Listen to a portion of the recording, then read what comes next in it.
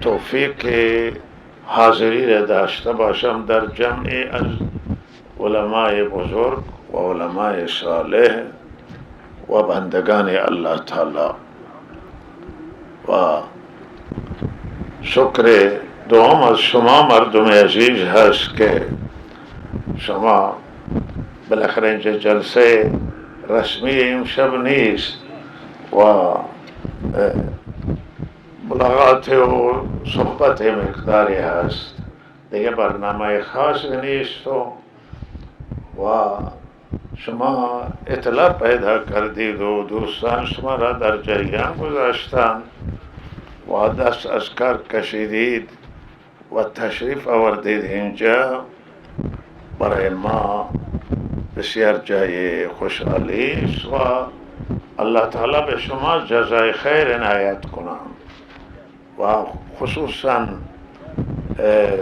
جناب مفتی محمد قاسم حفظه الله که زحمت کشیدن و جناب دکتر و عبیدالله و دیگر اساتید این مدرسه و این مرکز علمی و دینی و عزیزانی که این مسجد بزرگ را اینجا اداره می کنند و خدمت می کنند، به هر حال شما را در جریان گذاشتند و الله تعالی جزای خیر این عزیزان ما را عنایت کند. و امشب این مجلس شما بسیار زیبا هست و رونق داره که شما تشریف آوردید و این محفل را نورانی کردید با حضور و قدومتون، خصوصا علمای عزیز و گرامی که از شهرستان اینجا تشریف آوردند و مخصوصا شیخ اسماعیلی امام جمعه محترم سیری که در جلسه دیشب کهیر ماشاءالله صحبت زیبا و جالبی کردن و مناسب بود که ما اینجا صحبت مهمان گرامی استفاده بکنیم، ولی چون میزبانان جای دیگه وعده دارند و مهمانان در انتظارشون هست، لحظه تصمیم بریم شد که جلسه مختصر برگزار بشود و این مهمان عزیز هم امشب در میان من و شما هست. معتمدین اینجا تشریف دارن، ریش سفیدان، فرهنگیان، دانشگاهیان و احتمالا خواهران هم شنونده باشن، اطلاع ندارم ولی هستن. میفرمایند که خواهران هم هستن و شریک این جلسه و جلسات ما زمان تکمیل می شود که خواهران حضور داشته باشند در جلسه و الا جلسه کامل نمی شود، چرا که نصف جمعیت ما را زنان تشکیل می دهند و بیش شاید از نصف باشند و همانطور که ما مکلفیم که الله تعالی را بندگی بکنیم، زنان هم باید بندگی بکنن. اگر بحثای دنیوی هم باشه بالاخره دنیا را تنها ما نمی سازیم بلکه زنان و مردان با مشارکت می سازن، لذا زنان یعنی شریک زندگی ما هستند و اونها به هر حال هم باید الله تعالی را بندگی بکنند و این بهشت برای مردان تنها نیست، برای مرد و زنه. و بندگاهی توصیه کردم که شما جلسه که می روید انتظامات اونجا انتظامی برای خواهران است، شما به هر حال زنتون را به ماشینتون سوار کنید و او را به اون قسمت جلسه بگذارید. شما یکی در این قسمتی که مردان حضور دارن و زنان در جامعه ما نباید فراموش بشوند و زنان تنها برای کارخانه نیستن، کارخانه را مدیریت میکنه زن و هم دینش را مدیریت میکنه، دین فرزندان مدیریت میکند.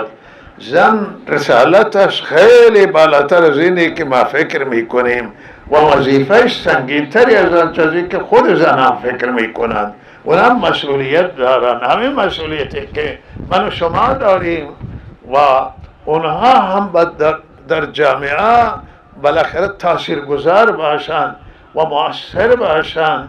همانطور که زنان در صدر اسلام مؤثر بودند، همانطور که زنان تاریخ بشریت مانند حضرت مریم و حضرت آسیه امرأت فرعون، زن فرعون، اونها چگونه مسئولیتشون را، فرعون دشمن شماره یک که حضرت موسی و آسیه حامی شماره یک که حضرت موسی علیه السلام شد. حضرت آسیه و رجل مومن که از آل فرعون بود و از افراد درجه یک که فرعون بود، در مجلس فرعون برخاست و از حضرت موسی حمایت کرد و فرعون گفت که منصفانه نیست که کسی که به وحدانیت خدا و به عدالت و به حق دعوت میدهد شما تهدید میکنید که من او را به قتل میرسانم.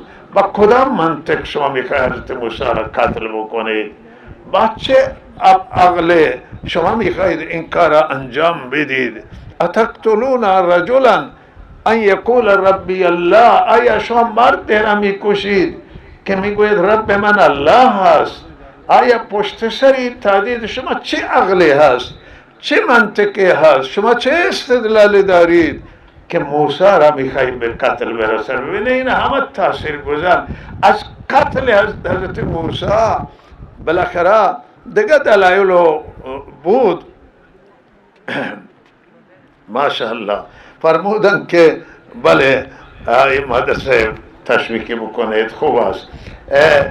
از حضور شما که فرعون آنچه که منصرف کرد از قتل حضرت موسی، شاید دلایل دیگری هم بود که حضرت موسی داره معجزه بود و از اون معجزات ترسید، ولی ظاهرا تاثیرگذاری مستقیم این مرد مؤمنه که او اعتراض کرد که شما حرف انصاف بزنید. کسی که شما را به عدالت دعوت میده، کسی که شما را به راه حق و میگه که رب من الله هست، آیا باید کشته بشین؟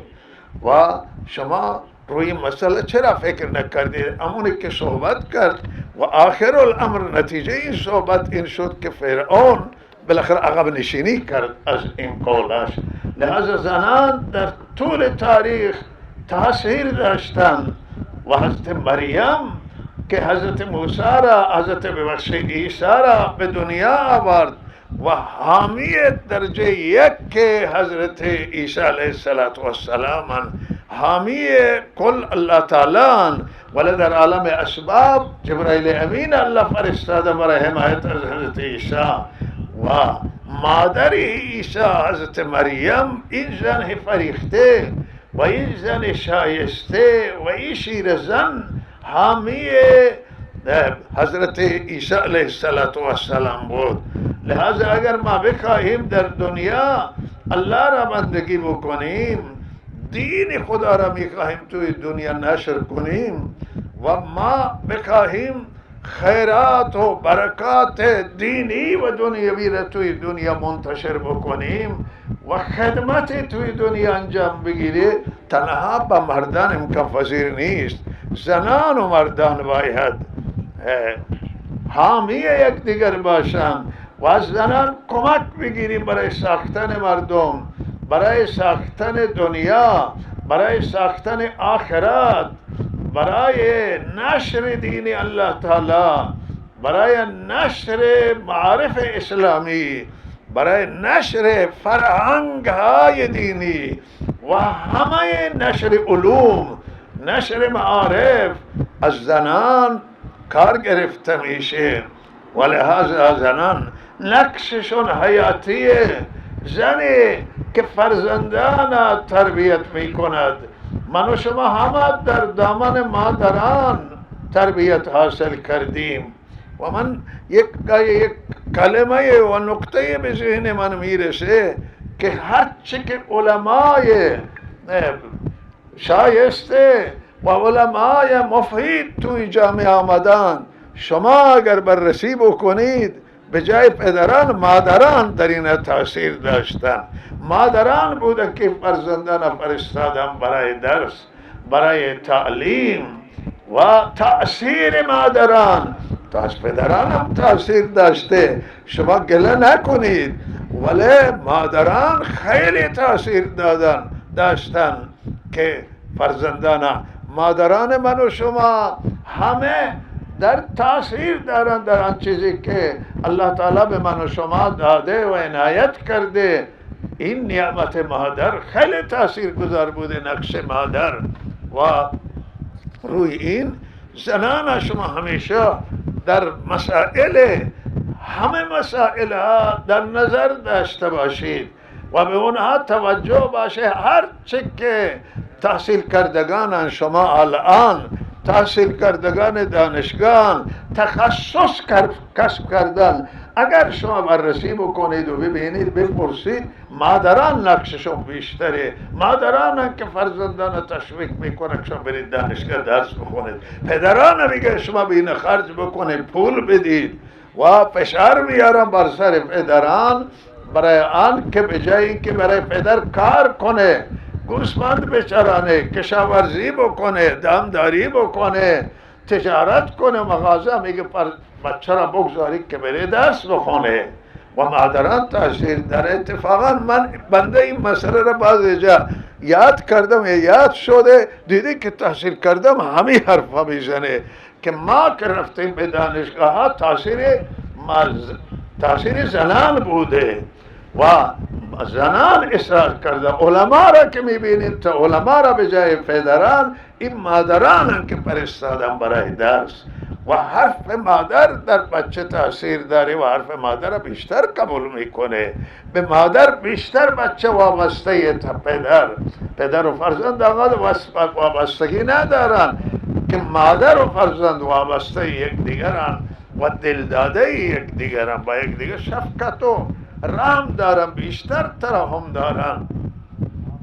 و اگر بین پدر و مادر اشتکاک پیش بیاد، ببینی که فرزندان جانب پدر و مادر میگیرن و از مادر حمایت میکنن که به هر حال او حمایت او را میکنن. این دلیل بر اینه که بچه وابسته مادر هست و هر اندازه که پدر با مادر خوب باشه، بچه ها همون اندازه با او خوبتر میشوند که او نسبت به مادرشون احترام قائله، حرمت قائله.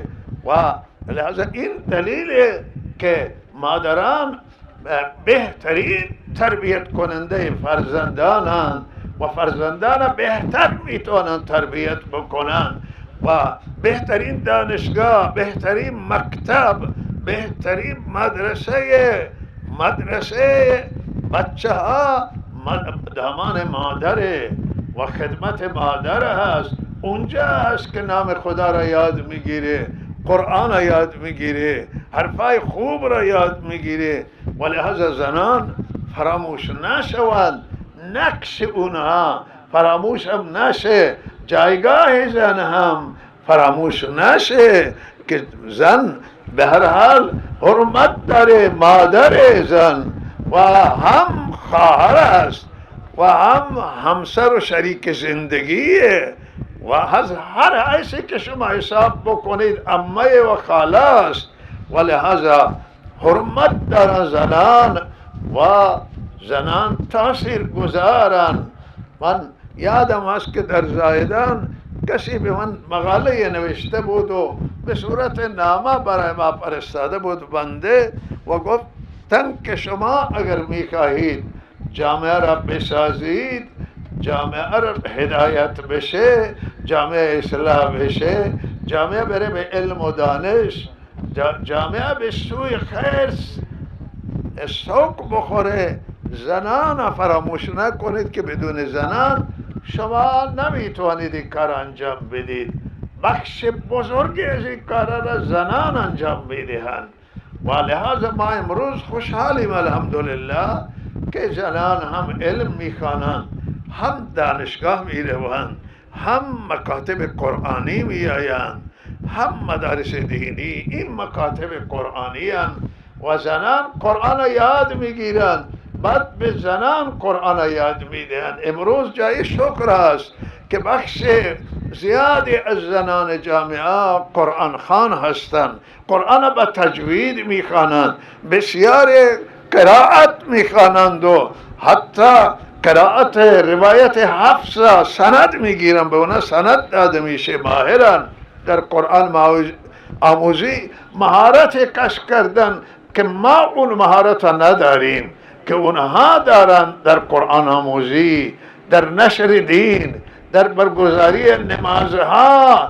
که نماز مهمه و نماز همه ما برگزار کنیم.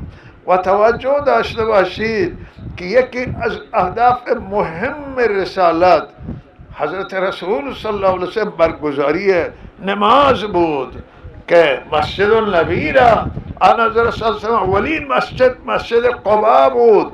دومین مسجدی که آن حضرت صلی الله علیه وسلم ساخت مسجد النبی بود و این مسجد تنه درخت خرما و شاخه های درخت خرما به جای در سقف تیرریزی کردن و آن حضرت صلی الله علیه وسلم ستون از درخت خرما بود، تیرریزی هم به درخت خرما بود. شاخه های درخت های خرما را بر سر مسجد بافتند و بعد پوشیدن اینا و باران که می آمد تقاطر می کرد داخل و به هر حال پناهگاه درست کردن سایه و نماز آن حضرت صلی الله علیه وسلم برقرار کردن و برای نماز اهمیت زیاد قائل بودن. نماز بالاتر از آن چیزی که من و شما فکر می کنیم و مهمتر از آن چیزی که در ذهن ماست. نماز سازنده جامعه هست و نماز عبادت انسان سازه، انسان می سازه، از چندین بود انسان می سازد. هم در انسان تواضع و عاجزی می آورد که یکی از بزرگترین صفات تکبر و خودخواهی را نماز است که از دل ما دور می کنه. چرا که به ما دستور داده شده که بر رکوع کنندگان رکوع کنیم، نماز را با جماعت ادا بکنیم و پیامبر اعظم صلی الله علیه وسلم برای نماز بسیار تاکید کردند که شما نماز را اقامه کنید، برپا کنید و با جماعت ادا بکنید. و روزی آن حضرت صلی الله علیه وسلم فرمودند که اگر بعضی که به نماز نمی آمدن، مسلمانان مخلص می آمدن، بیشتر کسانی که به نماز نمی آمدن مسلمان نما بودن، همونایی بودن که شایبه نفاق بر سر اونها بود. و لحاظ اینها منافقین در مدینه منوره به مسجد گاه می آمدن و نماز همونطور بدون ذکر انجام میدادن، اعتقاد نداشت، از درون مسلمان نبودن، ظاهر مسلمانی را نمایش میدادن. و حضرت فرمودن که گاهی میخواهم که جماعت را برپا بکنم، کسی دیگر را جلو کنم نماز ادا بکنه و برم به خانه کسانی که به نماز نمی آیند و خانه را بر سر اون آتش بدم. ولی آن حضرت نکرده این کارا، فرموده این یعنی خیال می آید و این اراده در دل من پیدا می شود. ولی آن حضرت منصرف شده از این، نکرده این کارا. ولی یعنی گفتن که این گناه سخته که انسان پهلوی مسجد باشد، نزدیک مسجد باشه و نماز را به خانه بخواند. معنای این حدیث و پیام آن حضرت آنه که اون کسی که نام اسلام میگیره و مسلمان یاد می شود، نباید جماعت مسلمین ترک کنه، حضور خود را در مسجد ترک کند و مسجد در صف نمازگزاران نماز بخوانه.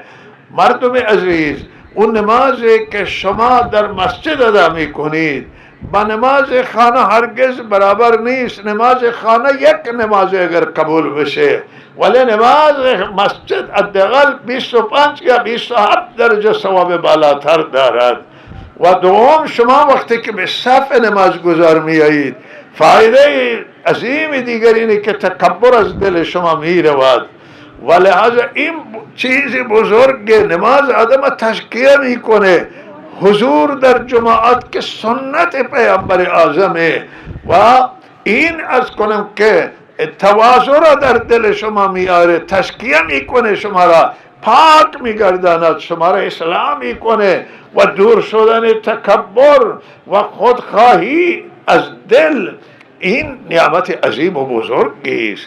تکبر در دلی که باشد، آن حضرت فرمودن به بهشت نمیره به انسانی که در دل یک ذره تکبر باشد. متکبر الله به جهنم سزا میدهد.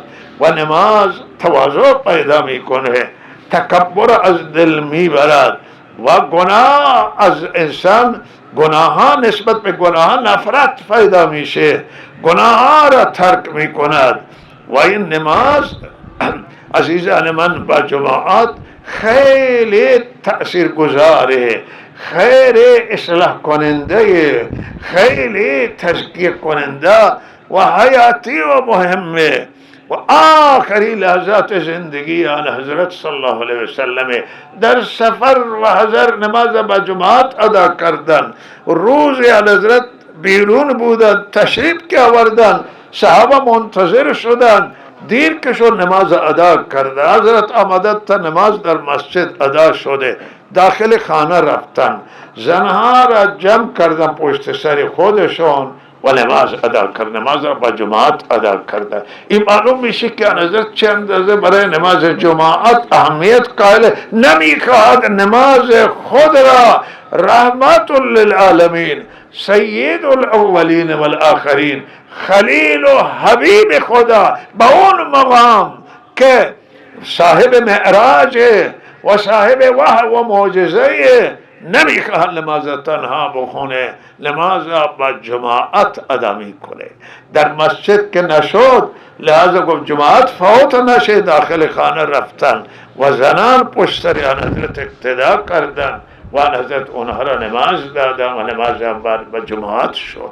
جماعت مهم مسلمانان، این یک اتحاد، این یک وحدت و نماز را فرض را در خانه خود نخونید، در خانه خدا بخونید. مسجد خانه خدای و هزاران درجه از خانه بنده و امثال بنده و شما عزیزان هست. به خانه خدا بیایید. اینجا که میایید مهمان خدایید، در خانه خودتون مهمان خودتون هستید، ولی اینجا که میایید در حریم مسجد، در حریم خانه خدا مهمان خدایید. خدا شما را پذیرایی میکنه با رحمت، پذیرایی میکنه با مغفرت و پذیرایی میکنه شما را با درود که همونطور که حدیث آمده فرشتگان درود میفرستن بر شما، دعای رحمت میکنن و دعای مغفرت میکنن.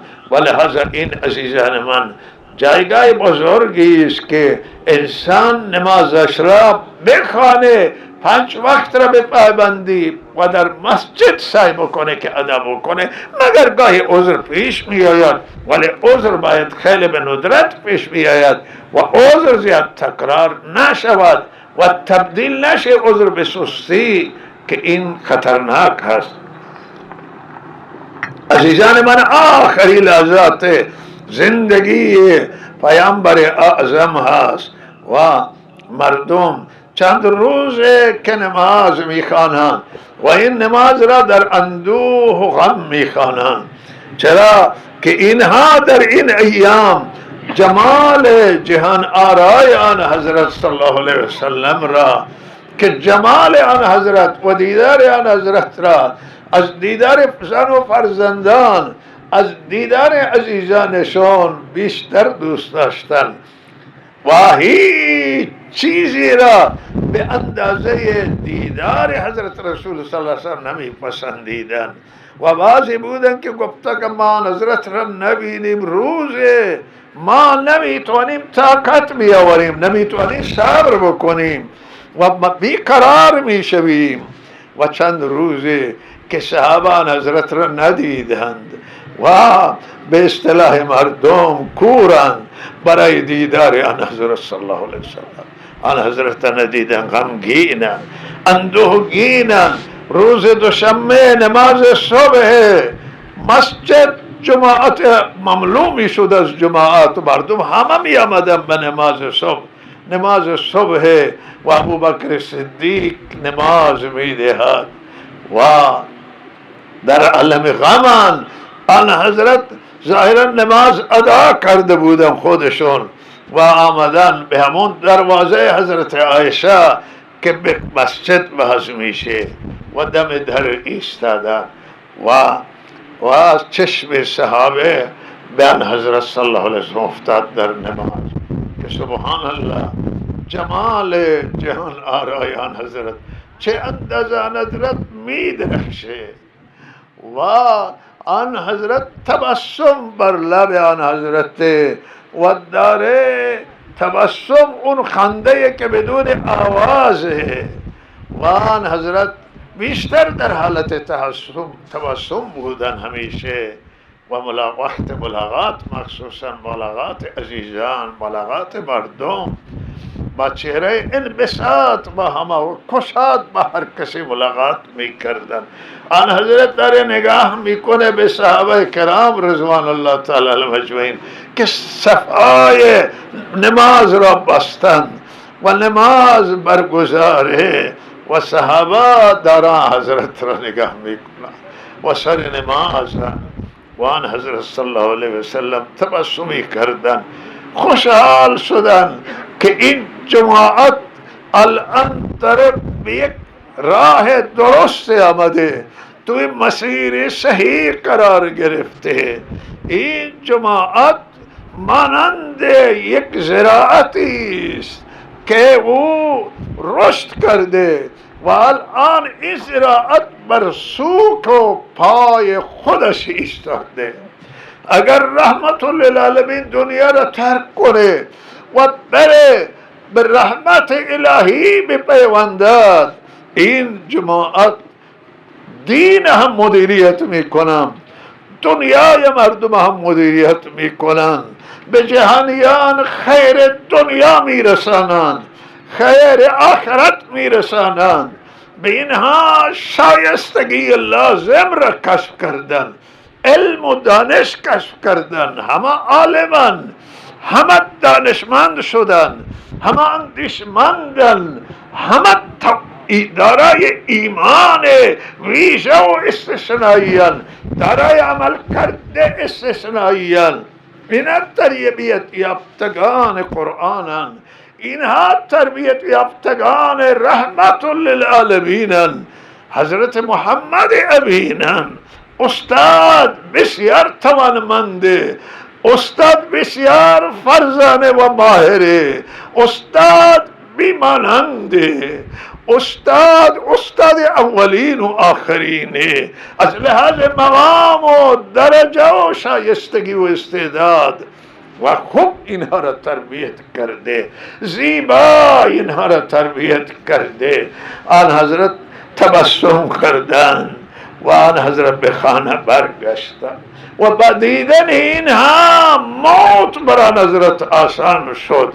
وقتی که آدم ببینه که فرزندانش درس او را گرفتن، فرزندان او وظیفه او را انجام میدن، مسئولیت او را انجام میدن، اهداف او را در دنیا نشر میکنند، این پدر با پارادراج میکنه و راحت میخوابه و وقتی که بمیره راحت میمیره، دیگه غمی نداره، دیگه پشت سر پریشان و نگران نیست که فرزندان من بعد از من چی خواهند کرد.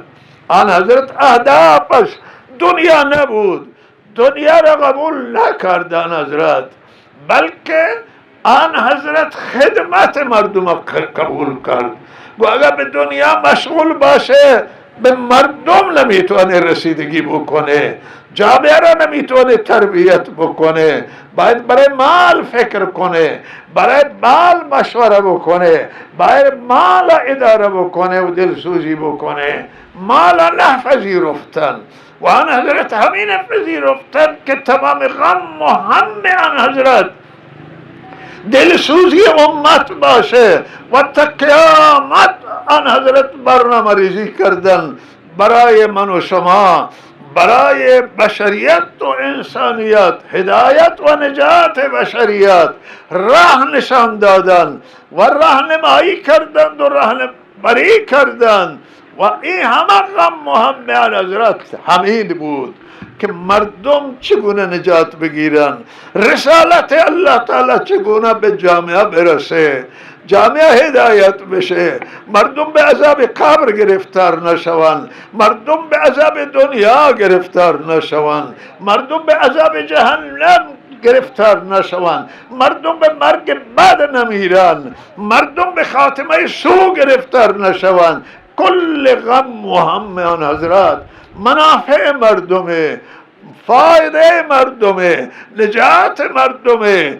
آن حضرت مال فرزندان خود نشدند که برای اونها برنامه ریزی بکنن، برای آینده اونها به تو برنامه ریزی داشته باشن که دارای سرمایه بشن، دارای مال بشوند، بلکه آن حضرت برنامه ریزی برای همه امت کردن، همه مسلمین کردن. وقتی دعا کردن مردم را برابر کردن با فرزندان خود، برای فرزندان خود بیشتر دعا نکردن. در صحرای عرفات که آمدن برای همه دعا کردن حضرت صلی الله علیه وسلم. آنجا اسم فرزندان نگرفتن، آنجا برای فرزندان دعای خاص نکردن، برای همه دعای خاص کردن، همه را در دعاهای خود شریک کردن، همه را اولاد و فرزندان خود دانستن، برای همه دل سوختن.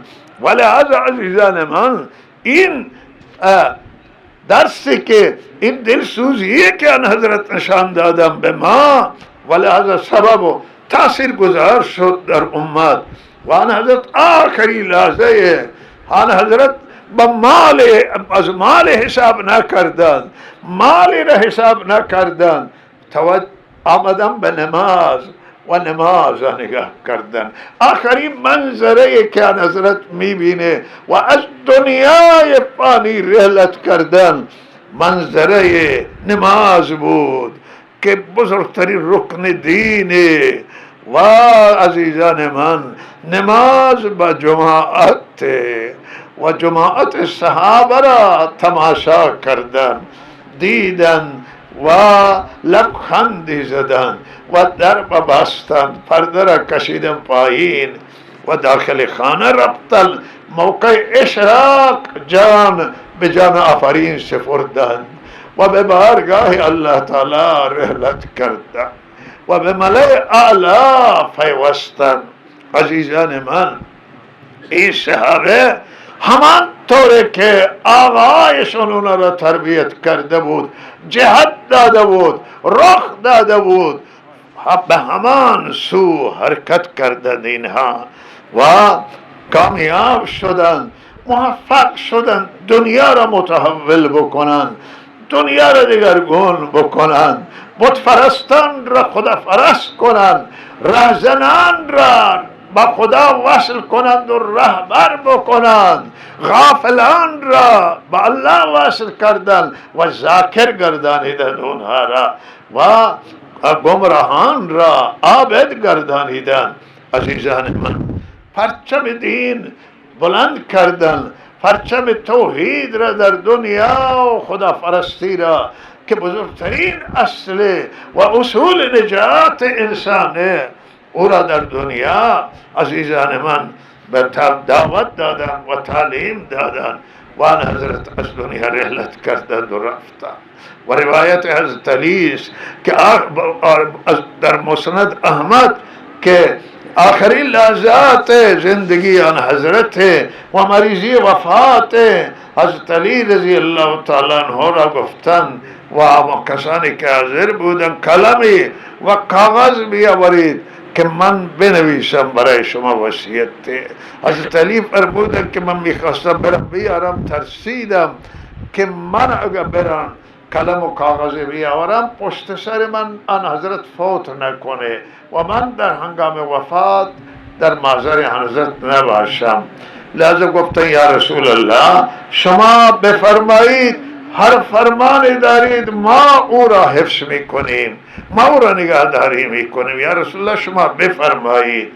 فرمودن که من میخواستم وصیت بکنم در رابطه با نماز و در رابطه با نماز وصیت کنم و که نماز بعد از من مردم ضایع نکنن، نماز به پابندی بکنن و نماز ادا بکنن. من وصیت آن حضرت که یکش که در حافظه بنده هست که امین یک ظاهرا دومی در رابطه با ممالک و کارگر و مزدور و کارگر بود که حقش را ادا بکنن. ولی من اینجا همه نماز بیان کردم خدمت شما. لحظه مهم برگزار کردن نماز با جماعت، نماز در صف نماز گزاران ارزش خیلی داره، در صفهای راست نماز ارزش داره و قرآن همین مطلب را بیان کرده که فخلف من بعدهم خلف اضاعوا الصلاة، بعد از اونها جانشین، بعد از انبیاء را الله ذکر کرده، جانشین اونها کسانی شدند که نماز را ضایع کردن نماز. این بزرگترین شکایت پروردگاره که بعد از این پاکان، بعد از این پیامبران عظیم و بزرگ، رهبران بزرگ، کسانی که جانشین اونها شدن نماز را ضایع کردن و دنبال خواهشات نفسانی افتادن. دو چیز بسیار خطرناک و اولین ضایع کردن نماز. هرگاه که نماز را ما ضایع کردیم منا این که جانشینی و مسیر آن حضرت را ویل کردیم، از خدا فاصله گرفتیم، از رهبرمون حضرت رسول صلی الله علیه وسلم و راهنمای دنیا و آخرتمون حضرت رسول ما جدا شدیم وقتی که نماز را ترک کردیم. و فخلف من بعدهم خلف اضاعوا الصلاة، جانشینان بد کیه؟ جانشینان بد اونها هستن که نماز ضایع میکنن، نماز نمیخوانن و یا کاهل نمازی میکنن و یا که نماز روح نماز در نمازشون نیست و نمازشون سرسریه، ظاهریه و توجه الله، حضور قلب در نمازشون، خوف خدا در نماز نباشه. این نماز واقعا هم ضایع کردن نماز، نوع ضایع کردن نماز عزیزان. جای حسرته، جای افسوسه که ما در نماز داخل بشیم و از اول تا آخر بیاد خدا نیفتیم، بیاد بازار و بیاد نیازهایمون، نیازهای روزمره و بیاد مشکلات و داد و ستد و بدیهی های خودمون و طلبکاری های خودمون باشیم، نیاز زن و بچه باشیم.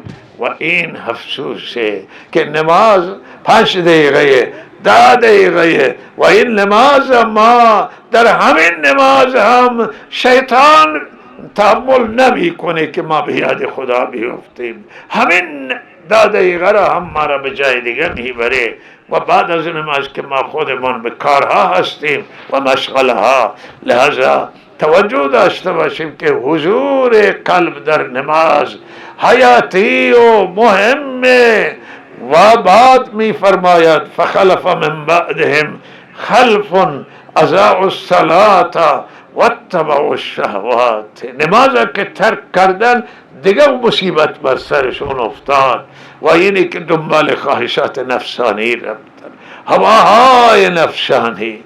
به جای آن که انسان اتباع بکنه سیره آن حضرت را و تابعداری بکنه قرآن عظیم الشان را و از احکام الله تعالی پذیرش داشته باشه و عمل بکنه، دنبال خواهشات نفسانی باشه، هواهای نفسانی، گناهی و کشیدن مواد مخدر، خوردن و مصرف مشروبات الکلی هست که اینها را یاد میکنن که امروز توی مناطق مختلف زیاد شده است. بسیاری هستن که متاسفانه بعضی به جای بسیار بگم که گرفتار تجارت مشروب شدند یا تجارت مواد مخدر شدند. کاش که این کارا نمی کردن و بالاخره روزی از الله می خواستیم و دنبال منافع که پاک باشه و آلودگی داشته نباشه و مشکل شرعی داشته نباشه، لحظه ما بریم روزی حلال بدیم به بچه هایمون، نه پول مشروب، نه پول این موادهای سمینه که کشندن و جامعه را از بین میبرند و اعتیاد به وجود میآورند و ضایع میکنه انسان مسلمان باشه یا غیر مسلمان، دشمن من و شما باشه، دشمن ما هست، نباید او را ما معتاد بکنیم. گرفته دیگه ضرری اگه خواستیم به او برسانیم ولی بدم احتیاط گرفتار نشه. یهودیه همون را گرفتار دم احتیاط، نصارای هم دم احتیاط، کمونیست خدا را قبول نداره هم بدم احتیاط گرفتار نشود. این مواد ضد انسانیه و مشروبات الکلی ضد اسلامی و دینی هست. غیر مسلمانان میتونن مصرف کنن، کار ما به اونها نداریم، ولی مسلمان خداپرست، مسلمان موحد، مسلمان محمدی نباید از مشروب استفاده بکنه، چرا که قرآن او را نجس قرار داده، پلیدش قرار داده و حرامش قرار داده. این مشروبات الکلی که سکر می آورند و مسکرند و اینا حرام بالاتفاق در جهان اسلام.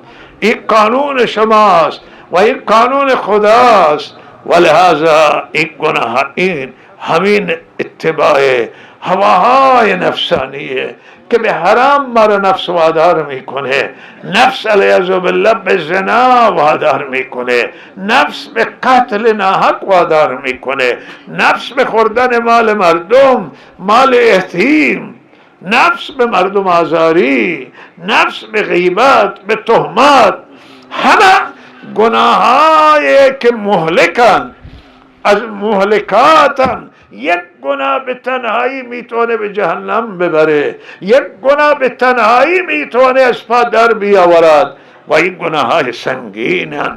نافرمانی والدین و ناراض کردن والدین چه گناهی سنگین، چقدر او انسان ها کم سعادتن و سعادت ندارن که والدین ناراضن.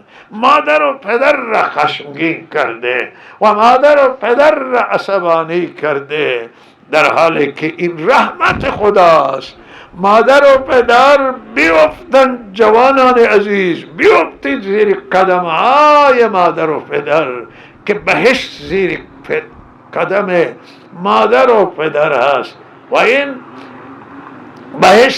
بهشت شما مادر و پدر، رضامندی الله تعالی هم مادر و پدر هست، رضایت والدین.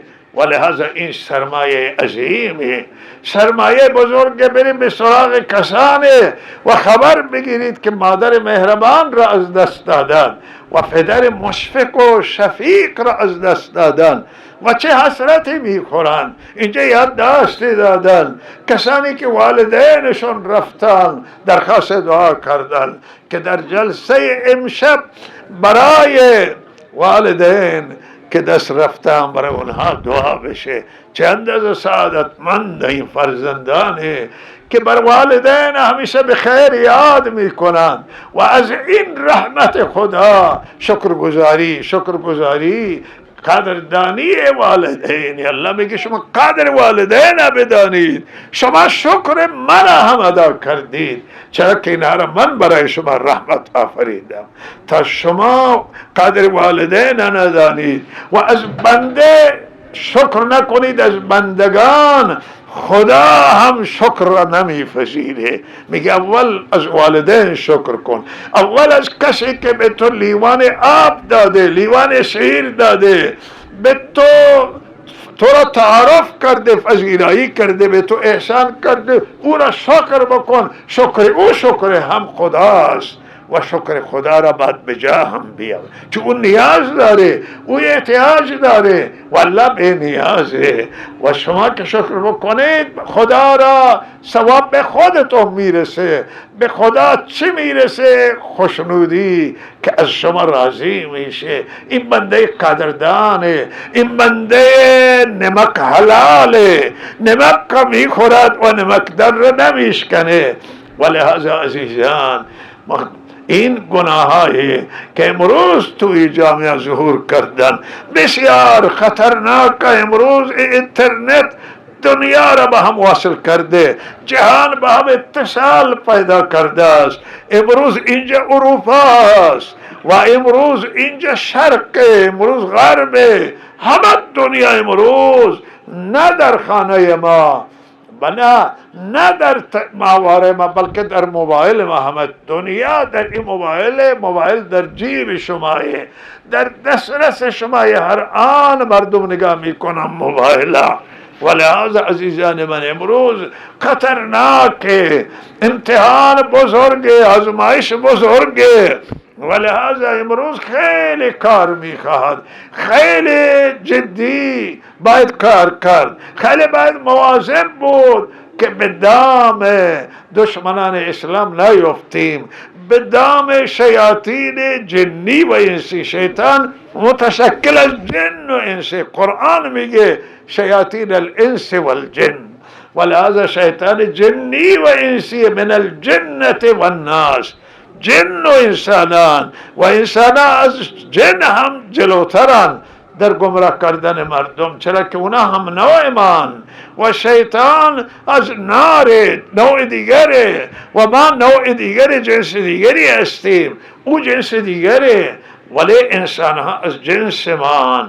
اینها خطرناکم. برای من و شما مواظب باشید که شما دینی دارید، شما صاحب کتابید، قرآن، شما صاحب وحیید، یعنی وحی آسمانی در دست شماست، شما صاحب پیامبری هستید که دارای معجزه، راهنما و امام که دارای معجزه و با الله کلام کرده، خدا با او کلام کرده و او را وحی نازل کرده برای من و شما.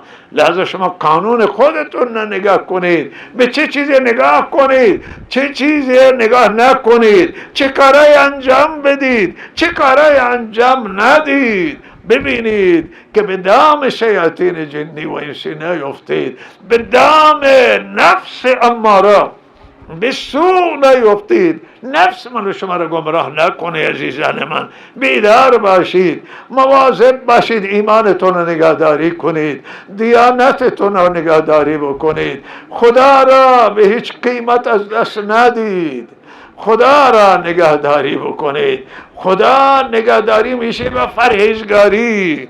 اگر پرهیزگار باشید خدا را نگه داشتید. وقتی از گناه پرهیز میکنید خدا را نگهداری میکنید. وقتی گناه من و شما علیاذ بالله انجام بدیم معنی که ما با شیطان دروازه دوستی را باز کردیم.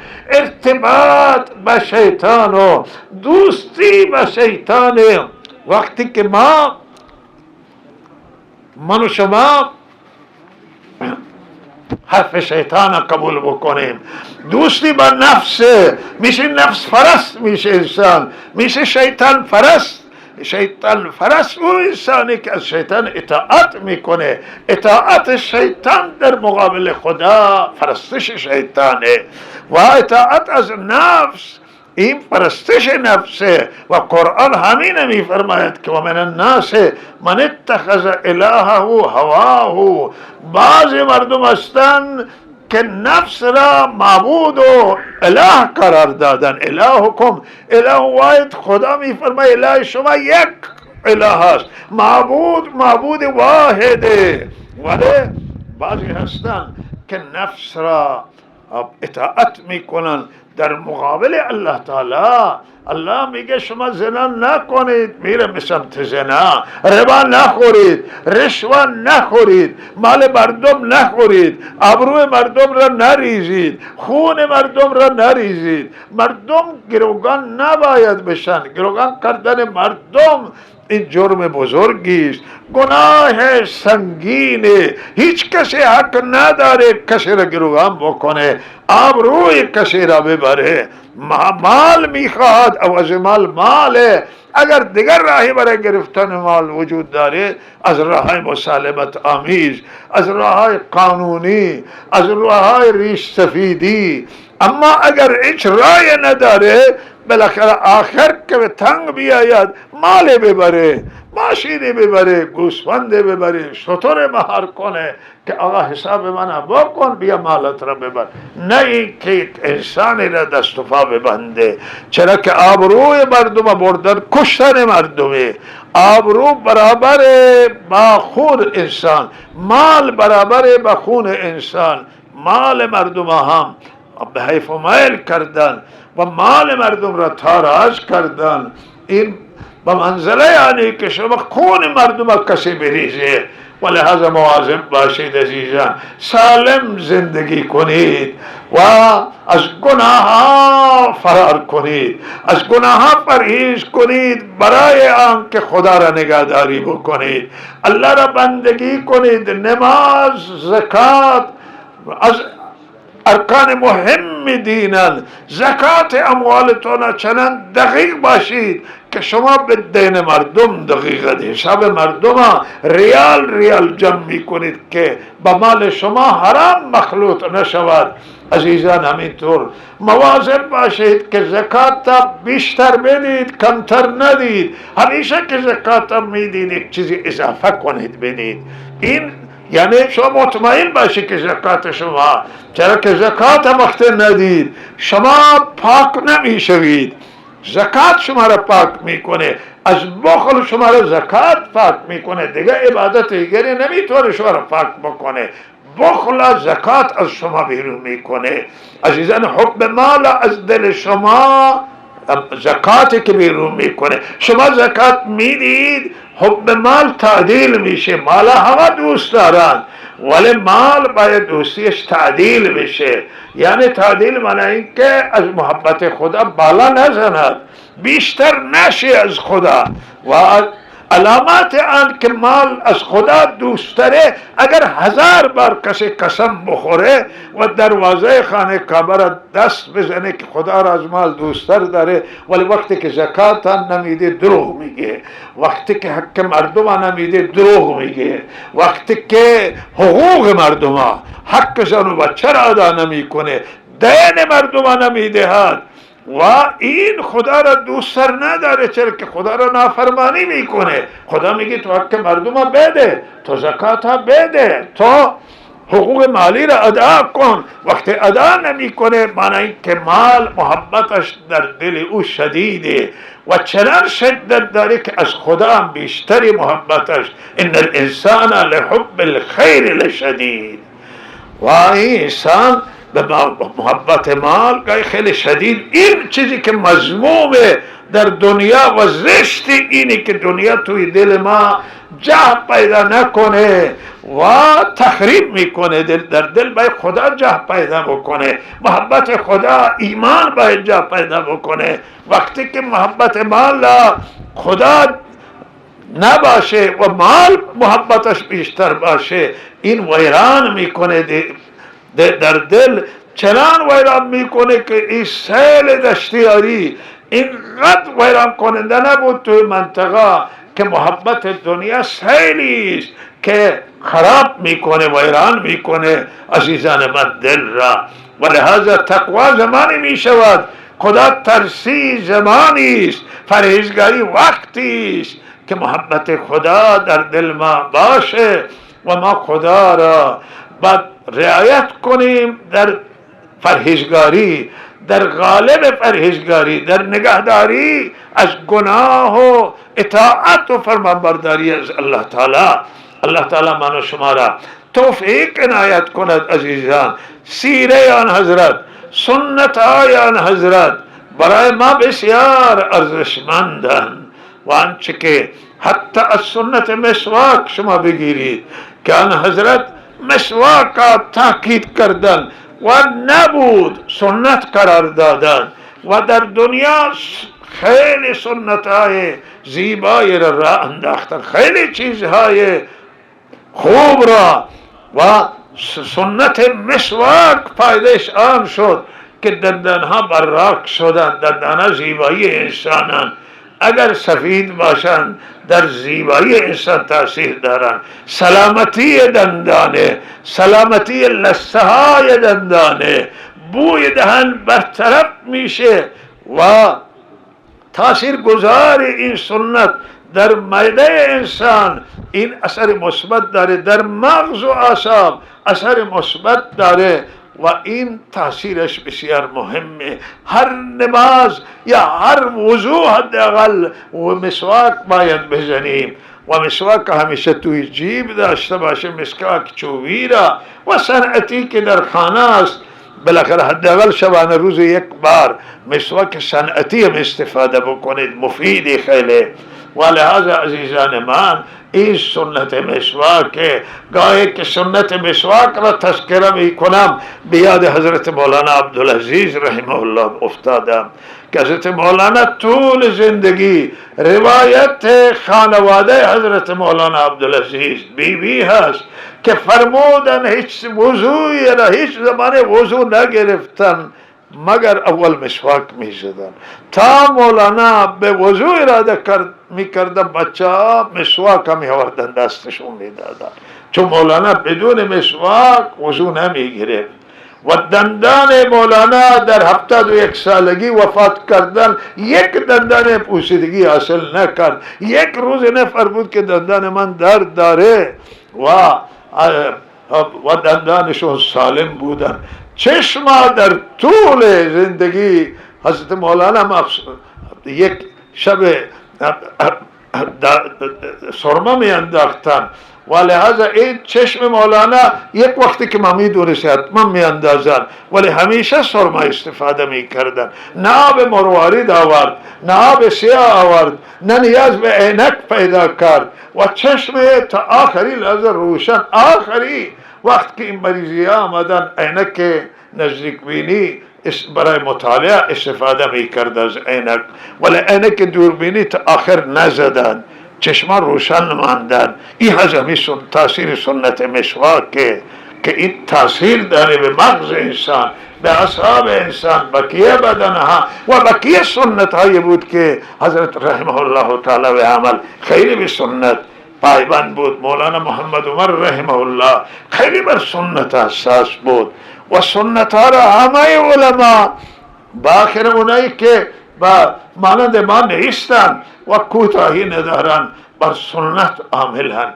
ولهذا شما همه این سنت این نیست تمام این طریقه که من و شما طریقه دین سنت آن حضرته، چرا که الله گفت فرموده نماز، ولی نماز را حضرت رسول نشان داده، حج آن حضرت نشان داده، جهاد آن حضرت نشان داده، همه چیز آن حضرت عمل کرده و نشان داده. پس این زمان قابل قبول نماز و غیره که به طریق آن حضرت باشه، به روش آن حضرت باشه و به سنت آن حضرت ادا بشود، این قابل قبوله. در غیر این صورت نمازم قابل قبول نمی شود.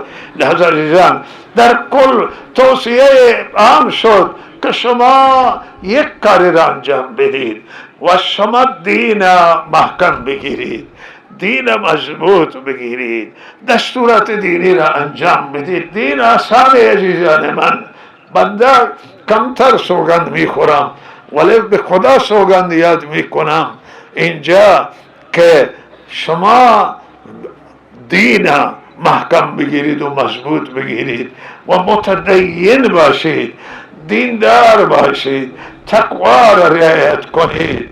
این به نفع دنیا و آخرت شما هست. شما در دنیا هم سعادتمندید، در آخرت هم سعادتمندید و اخلاق اسلامی را در زندگیتون شما داشته باشید.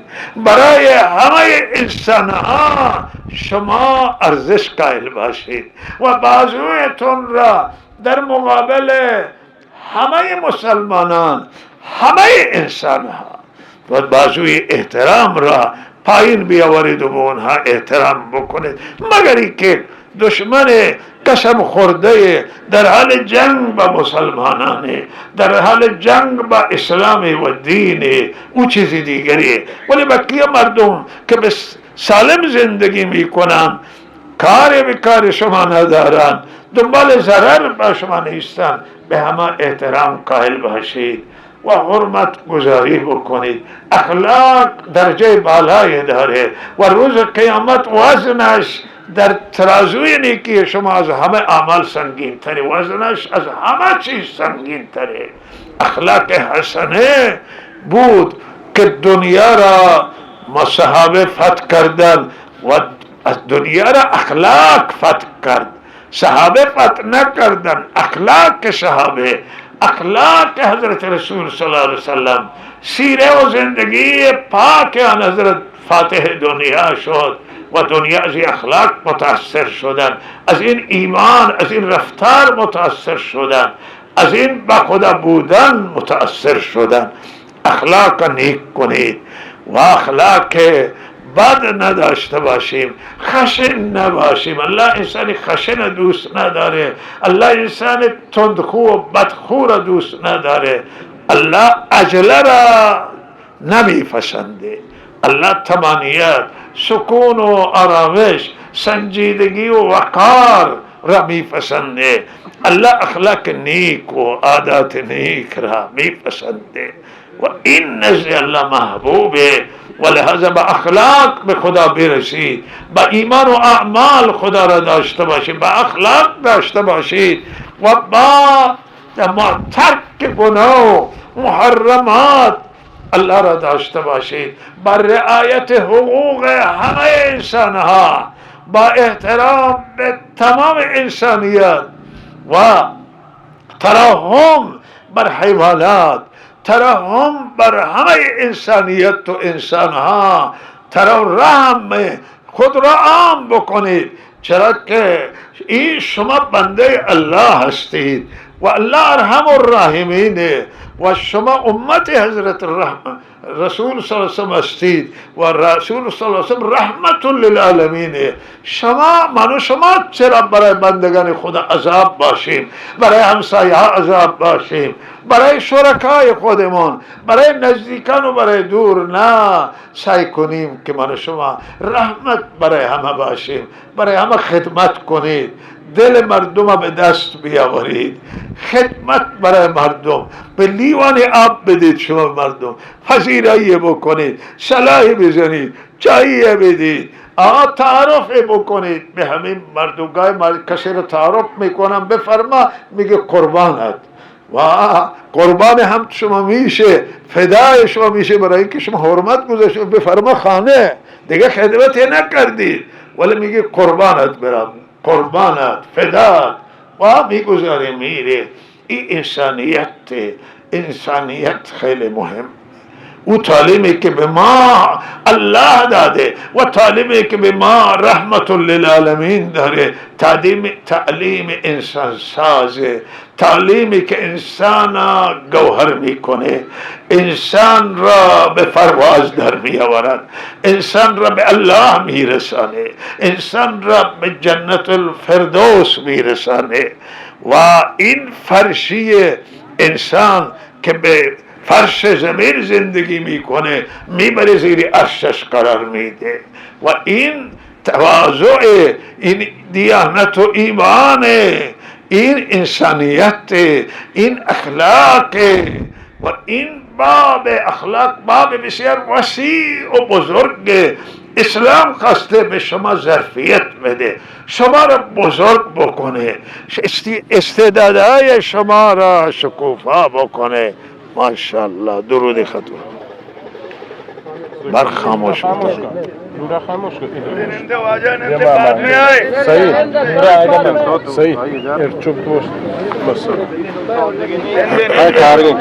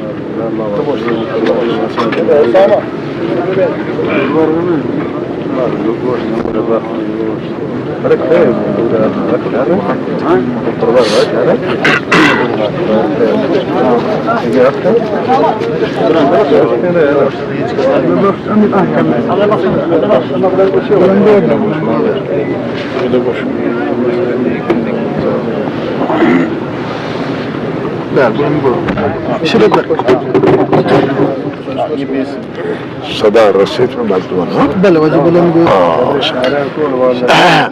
آخری حرفای روشنه؟ نه خاموش. ماشاءالله.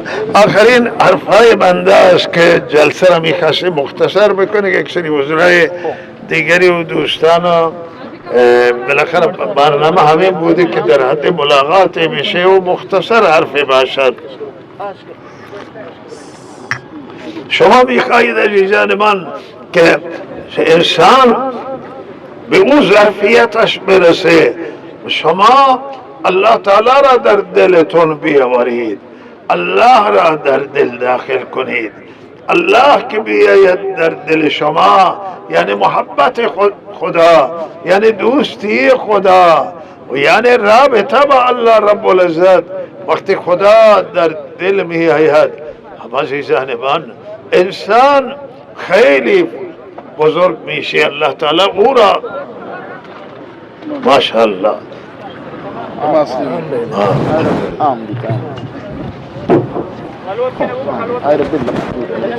بسیار انسان ارزش پیدا میکنه، بسیار انسان شایستگی پیدا میکند. با خدا باشید هر جا هستید عزیزان. توصیه هر جا هستید با خدا باشید و خدا را نافرمانی نکنید. در مجلس خوبانید، در مجلس انسانهای نامناسبید، انسان غافلید. شما از الله غافل نباشید. خدا را نافرمانی به خاطر هیچ کسی نکنید و خدا را داشته باشید و رابطه را با الله تعالی شما حفظ بکنید. حقوق همه انسان ها را ما باید رعایت کنیم تا الله تعالی را داشته باشیم. حقوق تمام صاحبان حق ما نگهداری بکنیم، حق همه را مراعات کنیم تا ما بتوانیم که خدا را داشته باشیم. عزیزان من، مهمه که دو تا بیداری هستند که خیلی مهمن. یک بیداری دینیه که ما در این بیداری دینی وظایفمون را تشخیص بدیم. بدونیم که برای چه در دنیا آمده ایم. آمدن ما برای دنیا برای بندگی الله تعالی، آمدن ما برای دنیا در دنیا برای آنه که برای خدا را بندگی کنیم و خدمت برای خلق انجام بدیم، خدمت برای هم نوع انسان، ترحم بر همه انسان و غیر انسان حیوانات. عزیز من از شکار یاد کردن. شکار در اصل مباحه، ولی در شرایط کنونی که به تعبیری از شرایط داره شکار منقرض می شود و شکار داره نابود میشه و نسل شکارها از بین می رود و مردم هم سیرن. مردم نیاز به پختن گوشت شکار و خوردن گوشت شکار ندارن. اگر گوشت گوسفند دسترسی داشته نباشه خدا این مرغ از من و شما نگیرد. ماشاءالله اینجا که ساحل ماهی فراوانه که بعد ماهی بهترین گوشت است و چه نیازه که کسی بره کوه به کوه بگرده و بسیاری از کوه افتادن کشته شده و اطراف زاهدن، افرادی از کوه فرد شده افتادن که خیلی آدمان خوب بودن و لحاظا کشتش چندین نفر در راه شکار کشته شده. چرا خود را به کشتن بدیم؟ لحاظا شکارا ایشان صحیح فرمودن که شکارا زده نشود، شکارا را حفاظت کنید بباید تکثیر بشن، بیشتر بشن. هر چیز شکارا بیشتر بشه حیوانات رحمت خدا در منطقه بیشتر، باران بیشتر میاد. پوشش گیاهی که این محیط زیست اینا تشکیل میدهند و منابع طبیعی هستند، اینها باید این جنگلات حفظ بشه. درختای سبز و گیاهای سبز را زدن خیلی اشتباه بزرگی است، مگر که نیازی باشه. اینا را الله برای انسان پیدا کرده. ولی حضرت صلی الله علیه وسلم این تعلیمه. الله تعالی تعلیمش اینه که مکه مکرمه یه حریمی داری که اینجا کسی یک گیاهی را نمیتونه بکنه، یک شاخه درخت جرم اگر کسی بزنه، یک شکاری را حق نداره شکار سایه بلند کنه که خودش بشینه. اونجا شکاری از شما از سایه منصرف بشید برید جایی که چرا اینا می آمده شکار از حرم فراری می دادن و می زدن و این درست نیست. و لحاظا حرم مدینه امان حضرت حرم قرار دادن مدینه، گفت درخت اینا نزنید، گیاه پوشش گیاهی اینا را به هم نزنید و شکارای اینا هم گو حق ندارید که آهو اینجا را کسی شکار بکنه، شکار اینجا را کسی بزنه. و لحاظا این حکمت داره. این به این سادگی تحریم من نکردم، خواستن که فضای مدینه سالم بمانه برای اینجا کسانی که در این شهر زندگی میکنن. محیط زیسته، محیط زندگیه. ما نمیتونیم حرام قرار بدیم، خدا و رسول قرار دادن، ولی ما توصیه میکنیم حرام قرار نمیدیم شکارا. توصیه میکنیم که اگر شکار نکنی. گاهی برای بنده گوشت شکار آوردن بعضی و ما زیر سوال بردیم اینا که شما چرا این شکار زدید، چرا شکار؟ برای من خوشحال نمیشه کسی گوشت شکار بیاره.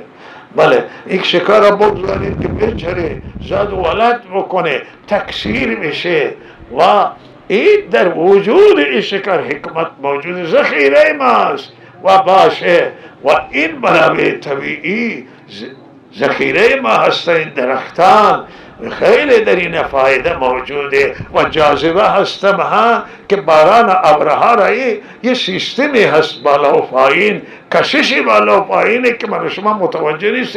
حکمت بعضی کارشناس میدانن که از پایین هم جاذبه موجوده برای باران ها.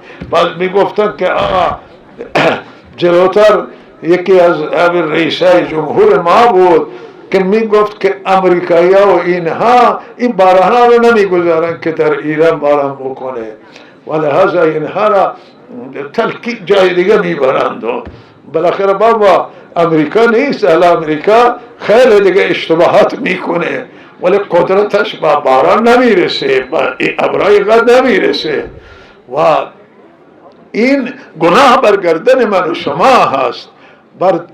هم به مسئولان و به دولت و هم به ملت. ما هم گناهگاریم که منابع طبیعی را تخریب کردیم، به منابع طبیعی ترحم نداریم، محیط زیست خراب میکنیم. لذا این باران میآیند و ابراهام میآیند و میروند. اگر ما و شما حفاظت کنیم بالاخره این باران رحمت الله تعالی بیشتر میکنه. هر جا که خدا بخواد باران میاد، ولی هر جا که نیاز باشه بر حسب نیاز. یک جایی که شور زاری و ویرانی و بالاخره اونجا باران نیاز نیست، اونجایی که آبادی نیازه و اینها را حفظ کردن خیلی مهمه و حکمت در اینه. ما حکمت ها را رعایت کنیم و الله تعالی توفیق بده. و به هر حال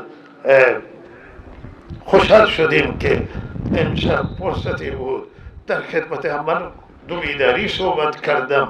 بیداری دینی حیاتی و مهمه که وظایف دینیمون را بدانیم، بشناسیم، شناسایی کنیم، به اون عمل کنیم، واجباتمون را، فرایضمون را، وظیفهمون را. و بیداری اجتماعی که ما یک در اجتماع همه ما یک وظیفه‌ای داریم نسبت به همه جامعه انسانی، جامعه بشری، جامعه خودمون. ما وظایفی داریم که این جوامع را هم ما وظیفه من را در رابطه با انسان‌های دیگه انجام بدیم، نسبت به عموم انجام بدیم، نسبت به خواص انجام بدیم، نسبت به همسایه، نسبت به عزیزان نزدیکان فرزند اولاد و نسبت به هر حال کل جامعه و ما و همه انسان‌های دنیا، نسبت به اون مردم فلسطینی رنج دیده که زیر بمباران‌ها دارن نابود میشوند. من و شما وظیفه داریم، اگر دیگه دسترسی نداریم کمک کنیم اونها را با مال و لحاظا به اونها امداد کمک بفرستیم که برسه به دست خودشون و اونها الان نیازمندن. دنیایشون سخت و ویران شده و خودشون را از بین بردند و به هر حال اونها برای اونها هیچی نمانده. کمک بشه به اونها، به مردم لبنان، به همه درماندگان دنیا کمک بکنیم و وظیفه ما است که در حق اونها دعای خیر کنیم که الله تعالی مشکلات اونها را حل بکنه و این مصیبت و بلا را از سر اونها رفع کنه و الله تعالی سرزمین های اشغالی را به خود مردم فلسطین برگردانه و اونها را به استقلال و این که به سرنوشت خودشون را به دستشون بگیرن برسانه. این حق اونهاست و آنجا الله تعالی یه فیصله عادلانه را آنجا حاکم بگرداند. هر کسی به حقش برسه، مسلمان یا غیر مسلمان، همه به حق خودشون برسن و هیچ کسی حق دیگری را حیف و میل و تصرف نکنه. وظیفه مایه و به هر حال الله تعالی به ما توفیق بده که به وظایف خودمون رسیدگی بکنیم و اینجا ما حق و حقوق قانونی داریم، حق و حقوق اسلامی داریم و این حقوق های خودمون را از طریق درست و از طریق صحیح پیگیری بکنیم و حق اگر کسی نخواهد به او حقی تعلق هم نمیگیرد. نه خیلی از جاهای دنیا بلکه شما اگر دموکراسی ترین دولت دنیا قرار بگیرید ولی ساکت و آرام باشید و به حق قانونیتون نخواهید، هم به شما فاتحه میدن ولی به شما حق و حقوق نمیگن، میگن انسان خوبن.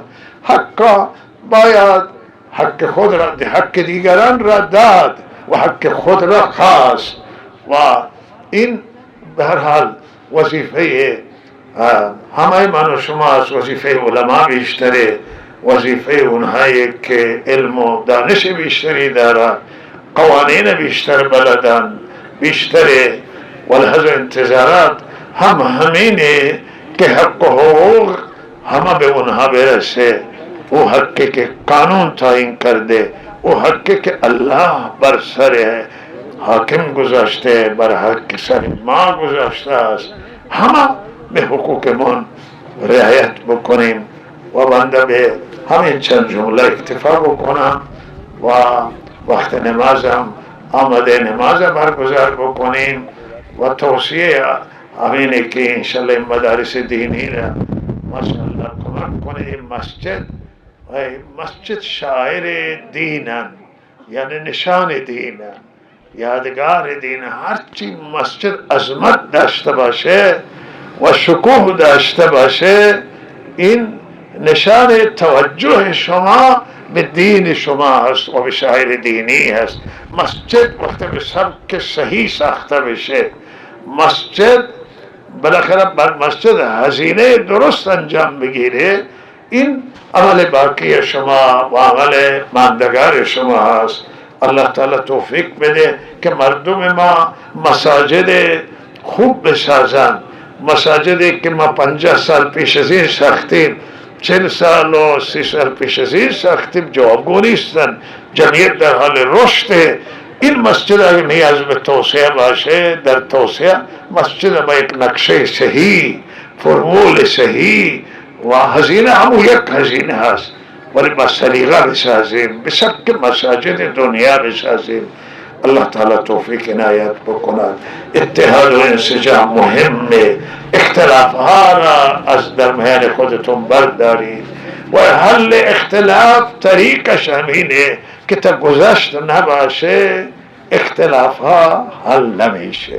در اختلاف زن و مرد و یه چیزی که به تجربه رسیده همینه که مردان باید در مقابل زنان کوتاه بیاید و مرد خودش را ملامت کنه. اگر زن بالاخره مشکلاتی پیش آمده و نزاعی از این که طلاق بشن و فرزندان بدبخت بشن، مرد بره به قول بلوچا دستبندی بکنه که بگه آقا ملامتی بر سر ماست و کوتاهی از من بوده و آینده کوتاهی نمی کنم.